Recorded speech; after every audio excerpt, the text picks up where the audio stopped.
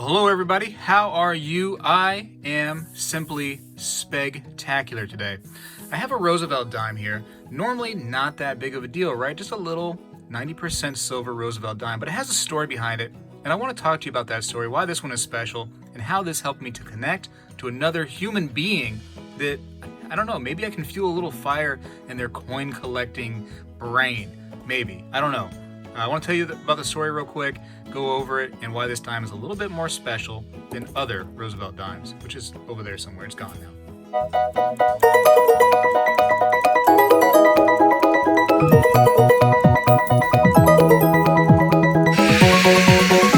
All right, so yeah, typically nothing too big of a deal, right? 90% silver, pre-1965 coinage, dimes, half dollars, and quarters were made of 90% silver.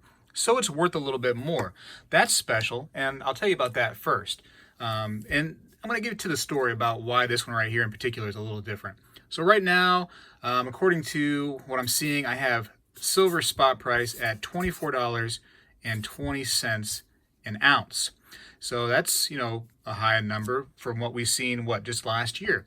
So now that would make this silver dime worth about $1.75 with silver value only. Of course, it is still a dime. It's worth 10 cents face value, but because it's 90% silver, it has more of a value of $1.75. So that's special. That is special right there. But this one right here, actually, what I'm going to do, and I could just put it inside of this little tube and just put it in here, and that I'm trying to fill up. I still have a few more to go. This is a tube that normally would have 50 dimes in there, so $5 face value. But I'm not going to do that. I'm not going to put it in that tube. I'm going to put this one in a little flip because this one has a story to it for me. And the next person that gets this dime is not going to think, hey, this dime right here is special. They're going to put it in a tube probably, or they're accidentally going to spend it as regular change. Who knows what they're going to do? But for me, and I jacked up these staples all kinds of bad because I'm sitting here doing this through a camera. But that's fine. I can fix it later, or that can just add to the story a little bit better. But anyways, so a friend of mine named Ryan, and we'll keep his last name out of it. Ryan came up to me, actually on the phone, and he said, "Hey, I know you collect coins." And I think he knows that I do the YouTube thing, and I call it the YouTube thing.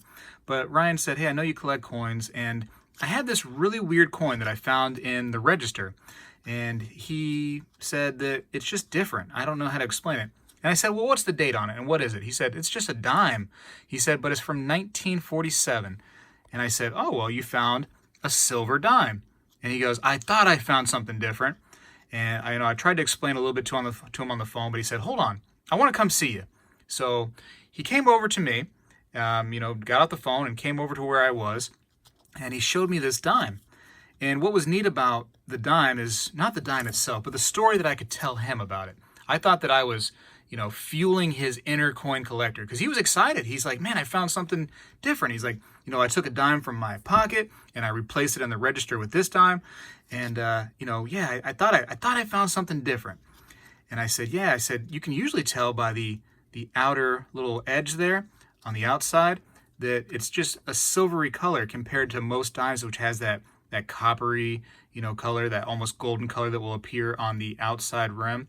I said, it's easy to tell usually silver coins because of that. And he's like, "That's what I did." He said, "I flipped it over on the side and I just noticed it was different than the other ones." And I said, "Well, you did good. That's, pretty impressive." And he goes, "How much is it worth?"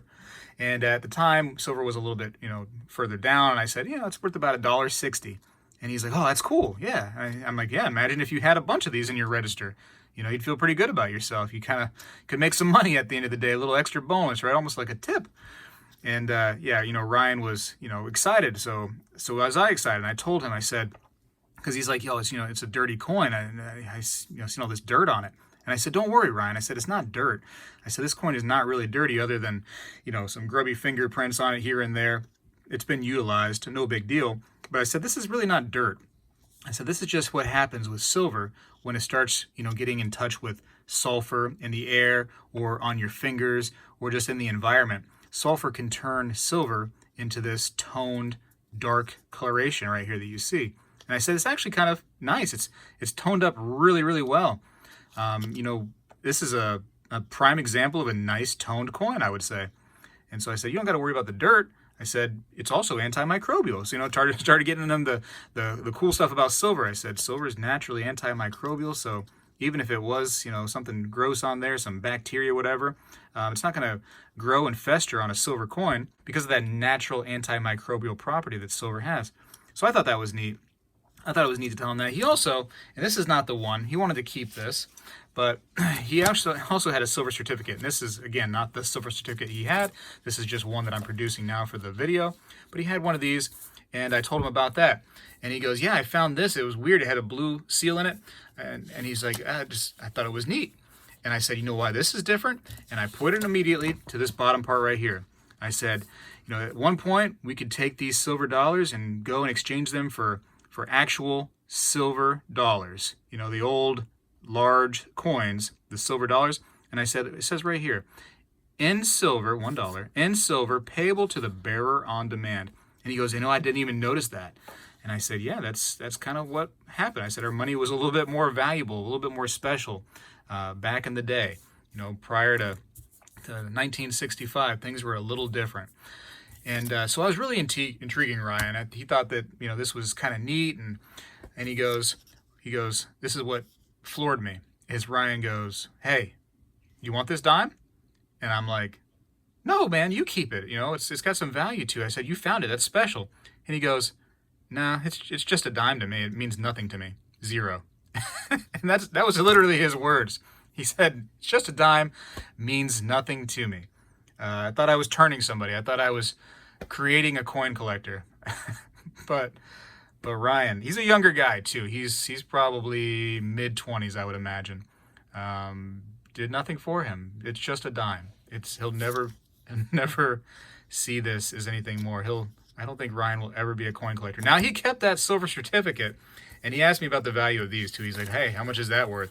And I said, not much, Ryan. I said, they made these in such mass amounts. I mean, if you found something special, maybe a star note with a special serial number, that could be potentially special. But the one he had was in poor condition, nothing special. Serial wasn't fancy. There was no star note. There was no nothing. It was really just a dime a dozen. I mean, it's worth, maybe $1.50, I would imagine. I mean, if I wanted to put a price on it, maybe $2, but nothing too big of a deal. But to me, this was the special find, and well, that was cool too that he identified it, and the fact that he identified both and from his register and came and said, "Hey, tell me about them." Man, I thought I was doing something cool. I thought I was really, really changing somebody and turning them into a collector. But sometimes people they don't want to collect. But maybe, and this is what I've said many times, maybe that story to Ryan. He's younger. I remember being about that age, and coin collecting was not really on my mind so much. I knew about it a little bit, but I didn't care about it. Maybe when Ryan turns, into his 30s, maybe into the 40s, maybe he'll remember that dime that he gave away and that silver certificate that he's probably tucked away in his sock drawer or wherever he's put it. Maybe he'll remember that, and he'll be like, you know what? Let me look more into this. I've got time now. I'm settled down. I've got a family that, does what they do, and I need a hobby. Maybe Ryan will go to something that I told him. Maybe I've planted that seed. And that's what I hope to do many times, on this show, is just plant a seed. I know that a lot of people think that we're crazy because they're like, wow, $1.60. Who cares? In fact, another real quick story is I tried to get another one of my buddies to he says he's had $5,000 in his drawer that he's just saving to buy into for a house. And I said, for me, I told him, I said, when I have money like cash laying around, I said, it goes so quick. I don't think of cash as something that I want to just save. I just want to get rid of it. And I said, you might want to consider maybe investing in silver or gold with that money. I said, if you put it into gold, you're going to have an extra step before you just get rid of that cash now. And I said, it's easy to cash in. I said, I've done it before. You just go to the shop and boom, spot price. Usually you better, at least get spot for gold. And then you're on your way. And I said, it's an extra step and blah, blah, blah. And he goes, yeah, just not really trying to do that. Yeah. And I told him there was a little risk involved, and he wasn't, involved in the risk or the reward, potentially. So I'm having a hard time, old Spegtacular, as a collector to try to get other people involved. But I would like to, just plant that seed. Maybe one day, maybe I can say the right words and get more people involved. I know that on this channel, sometimes people say, hey, Spegtacular, I watched your videos, or I watched the videos with Coin Guy, and because of those videos, it planted a seed in my head, and I started collecting, and I got a little bit, and, that makes me feel good. That makes me feel good. There was actually a lot of stories right now, a lot more stories than I planned, but there was another guy at where I work, and he came up to me, and I hadn't seen him for a while, but he came up to me and said, hey, I actually bought some. He's like, I bought a few ounces. And I was thinking, ounces. I'm thinking, wow, these days, ounces could mean a lot of things. What kind of ounces are you talking about, sir? And he said, no, you told me to buy some silver at spot from one of these websites that offers it. And he goes, I did. He goes, I bought 20 ounces to start. And I'm like, wow, man, that's really cool. 20 ounces of silver. That's fantastic. And he goes, yeah, just, every so often I want to try to get a little bit more. And that was special to me because that's somebody that I planted that seed into. And I said, hey, it'd be a smart little investment to put some money away. And he did it at a good time too. He did it at the time when silver was under 20. So now that he sees it going over 20, he thinks, hey, it's doing well. So that kind of benefit to where you buy something low and then it's worth more now, that always helps to fuel that fire. That oh man, this could be better than I thought it was. So I was happy about that story at least. So there's one nice story that came out of all these stories that I'm telling you. But man, Ryan really disappointed me. But one thing I'm going to do is I'm going to write this on here. I'm going to write this because maybe one day Ryan comes back to me and says, hey, remember that dime that I gave you? It's fueled my fire for coin collecting. He's like, I thought about it, and it's more special now. I can collect coins. I'm into it. Blah blah blah. Whatever the case may be. And I'm going to save this coin right here because maybe Ryan comes back to his senses and starts collecting again. And Ryan, if that's the case, this coin will be for you. And you'll be like, you know what? That was my first silver coin that I ever had, that I ever found. And you won't be like me that, had a silver coin in his history and ended up giving it to the pizza guy for a tip because I didn't know what it was. I'll have this one right here stored away for you, and that'll be your first silver coin. And that way, you'll never forget it. Hopefully, Ryan. Hopefully you come to your senses. Anyways, sorry for the long story. Let me know if you have some kind of story. Leave a comment down below. Tell me some things that have happened to you, some seeds that you've tried to plant in the coin collectors of the future's minds. And, maybe give me some advice. Maybe I did it the wrong way. Maybe I should have, told Ryan that this right here would be worth a whole bunch more money one day. I don't know. I don't want to lie to the guy because, you never know.